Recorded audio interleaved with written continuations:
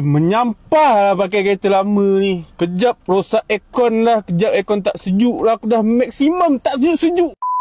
Pergi Wajah Speed Night 2024 kemain lagi. Tapi aircon sedih. Buka nombor 1 tak rasa apa. Buka nombor 2 tak rasa apa. Buka nombor 3 baru rasa macam nombor 1. Buka nombor 4 baru rasa macam nombor 2. Tak kepisang ni. Tengok cuaca macam mana tengah panas ni. Macam oven mat duduk dalam kereta. Kalau aircon korang sedih macam ni, benda pertama yang korang boleh check, kalau kereta korang tu yang ada cabin filter dekat dalam ni, korang boleh check cabin filter korang tu masih bersih ataupun dah kotor. Tapi kalau Wajah ni dia tak ada cabin filter, so kita orang tak check cabin filter sebab tak ada. Tapi kalau ada, check lah. Kalau dia dah hitam tu, maknanya memang perlu tukar lah. Yang kedua, korang boleh check blower motor. Blower pun dekat sini je. Mungkin blower motor korang tu dah lemah, so blower tu pusing dah tak kuat. Tu yang aircon korang tak rasa. So kalau aircon korang rasa tak sejuk macam tadi tu, korang boleh check dulu lah benda yang aku cakap ni. Benda-benda yang aku cakap ni murah je. Kalau yang itu je yang rosak, tukar je lah. Yang itu kan dah jimat duit. Janganlah korang datang bengkel terus nak minta tukar kompresor lah, apalah, benda-benda tu mahal weh. Tapi kalau korang banyak duit nak sumbang dekat ekonomi bengkel, lagi-lagi bengkel kita orang, boleh je dialu-alukan.